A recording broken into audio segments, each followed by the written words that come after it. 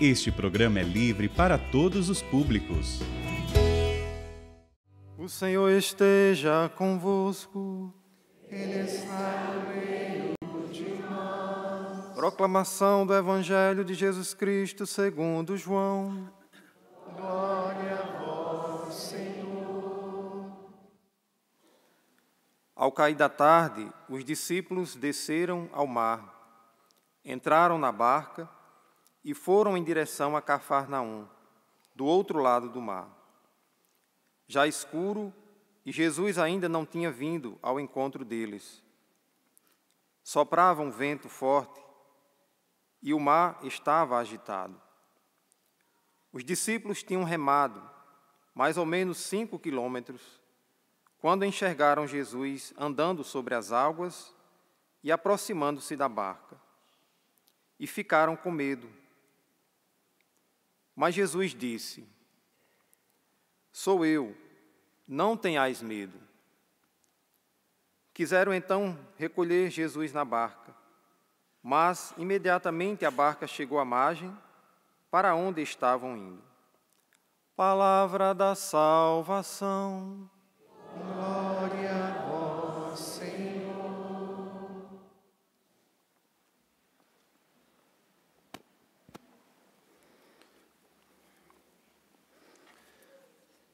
Meus irmãos e minhas irmãs, ao longo dessa semana, digo logo imediatamente depois da Páscoa de Cristo, nós vimos a leitura do relato dos Atos dos Apóstolos sobre os diversos momentos em que a comunidade ela enfrentou momentos de crises externas, crises que foram, na verdade, impostas por realidades externas.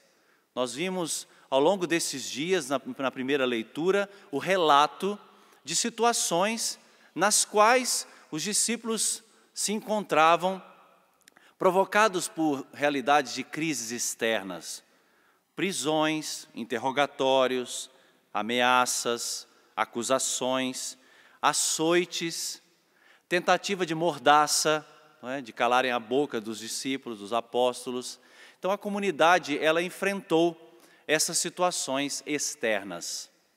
Mas o texto de Atos dos Apóstolos, dessa liturgia de hoje, no capítulo 6, fala de uma outra crise, uma crise interna. Não uma crise de fora, mas uma crise dentro. E a comunidade passou pela experiência de tocar na sua fragilidade.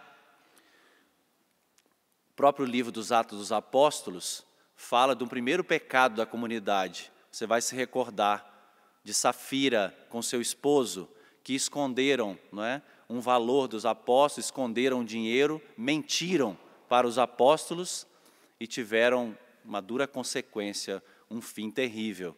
Foi o primeiro pecado a nível comunitário, a questão financeira. Mas hoje nós tocamos numa outra miséria da comunidade, um outro mal, que é a questão dos privilégios e da acepção de pessoas. Privilégios porque a própria comunidade começou a reclamar, está no texto de hoje, a reclamar dos fiéis de origem hebraica. Os de origem grega diziam que as suas viúvas eram deixadas de lado no atendimento diário. Surgiu um problema, surgiu uma situação dentro da comunidade. Uma crise que foi provocada não por uma maldade, uma crise que foi provocada pelo crescimento da comunidade. Eu não sei se você prestou atenção, mas o início da leitura, o versículo 1 e o versículo 7, eles falam: o número dos discípulos tinha aumentado. O começo da leitura é assim, o final da leitura também relata este acontecimento. O número foi crescendo. E as dificuldades do crescimento, elas foram surgindo. Por quê? Porque a igreja, ela é um organismo vivo. A igreja não é água parada. A igreja não é uma estrutura rígida, fixa, determinada. Mas a igreja é um organismo vivo porque é o Espírito Santo, que é a alma da igreja.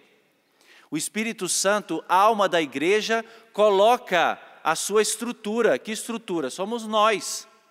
Coloca a sua estrutura em movimento.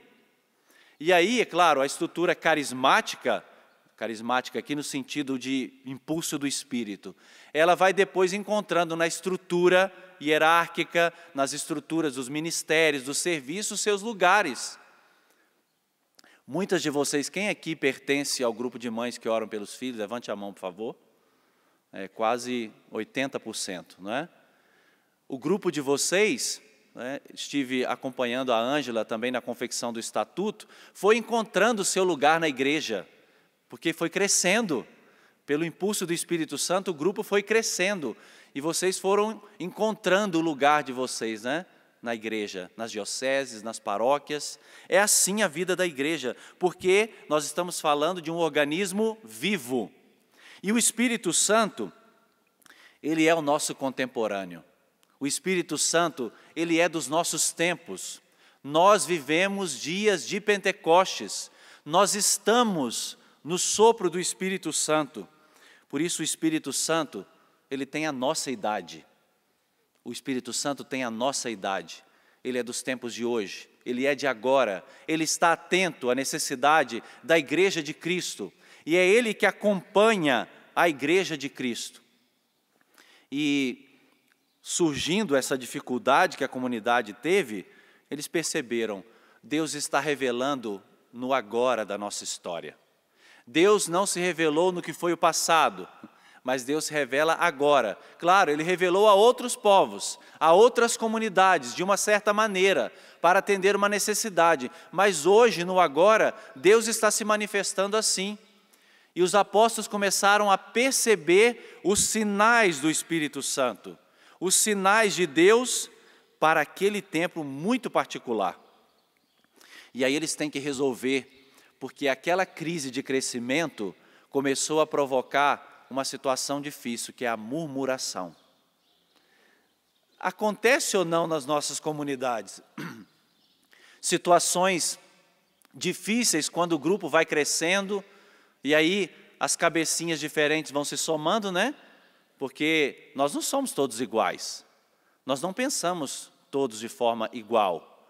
Embora vocês participem, vocês mães, de um mesmo carisma, de um mesmo dom, de uma mesma graça, são mães que oram pelos filhos, mas são mães diferentes, são pessoas diferentes. E na vida de comunidade, nós precisamos entender isso, porque do contrário, nós vamos ficar nos degladiando uns contra os outros, vamos ficar brigando e nos queixando por situações estruturais, que não dizem respeito à nossa vida íntima com o Senhor. Vamos ficar brigando por picuinhas, por coisas insignificantes, enquanto nós perdemos tempo com isso, né? A palavra de Deus vai deixando de ser anunciada, como os apóstolos constataram. Eles precisavam estar mais livres para o anúncio da palavra. Eles não podiam ficar cuidando do serviço às mesas, porque era um serviço prestado também pelos apóstolos. Providencialmente, nós temos 2 diáconos aqui hoje, né? Conosco. Eu dizia para o diácono, a primeira leitura fala justamente da instituição dos diáconos, para compartilhar com os apóstolos os serviços, os ministérios. Eles instituíram o serviço do diaconato, para que os apóstolos pudessem se ocupar da pregação da palavra de Deus e pudessem fazer com que o anúncio da palavra se expandisse ainda mais. Interessante que a atitude que os apóstolos tomam diante daquela murmuração, diante daquela crise, não é querer resolver algo sozinho. Porque vocês perceberam, o texto diz, então os 12 apóstolos reuniram a multidão. E aí vejam o que eles dizem, não está certo que nós deixemos a pregação da palavra. Então, vamos escolher homens repletos do Espírito Santo e de sabedoria, e nós os encarregaremos dessa tarefa. Desse modo, nós poderemos nos ocupar ao serviço da palavra. As decisões na igreja, elas são sempre colegiais. E o Papa Francisco tem nos insistido com esta realidade sinodal, colegial. As autoridades da igreja, os serviços da igreja não podem jamais ser impositivos, mas eles têm que participar a comunidade do discernimento. Tem que saber envolver os irmãos no momento de discernimento, para que a solução encontrada seja de fato um discernimento no espírito e não seja uma coisa imposta.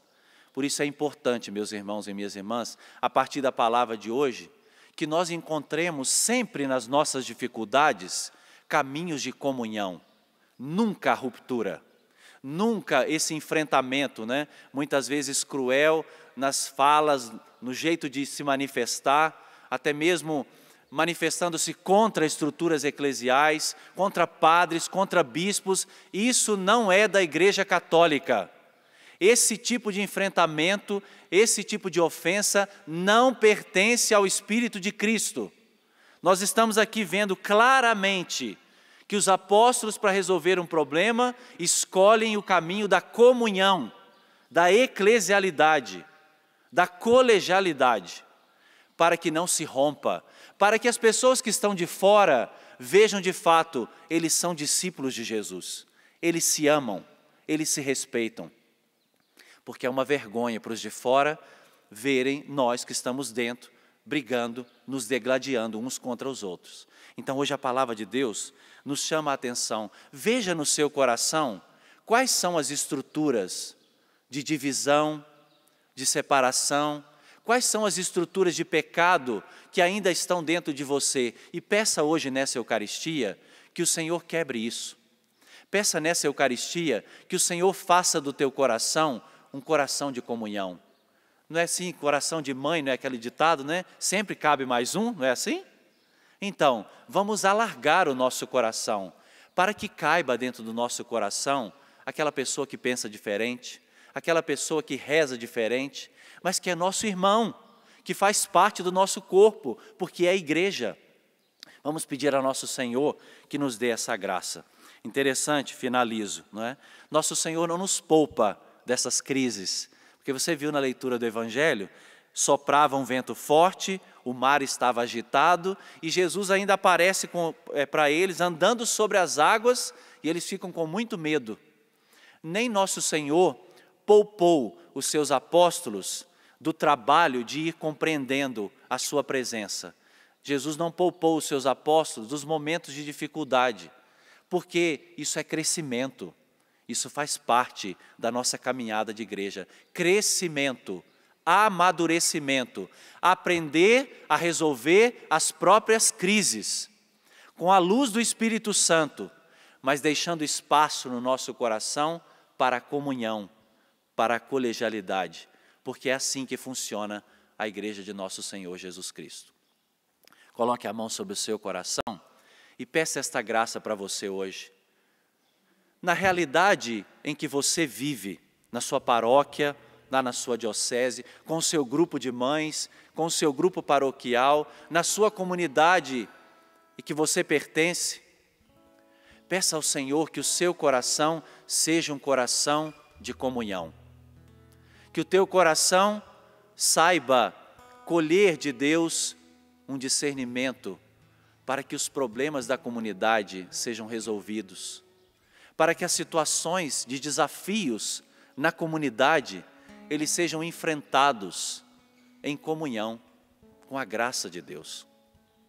Eu peço isso, Senhor, para o meu coração de padre, eu peço isso para os meus irmãos e irmãs que estão aqui, aqueles que estão acompanhando em casa, que do nosso coração brote os sentimentos de Cristo, os sentimentos do Senhor, porque nós somos a comunidade do ressuscitado. Nós pertencemos ao Senhor e nós precisamos dar esse testemunho de comunhão para as nossas comunidades, para a igreja. Precisamos dar esse testemunho de comunhão para os nossos bispos que estão esses dias reunidos em assembleia, em Aparecida. Testemunho de comunhão, de que nós estamos junto deles na missão de evangelizar, na missão de tornar Jesus Cristo conhecido. Dai-nos esta graça, nosso Senhor e nosso Deus. Glória ao Pai, ao Filho e ao Espírito Santo, como era no princípio, agora e sempre.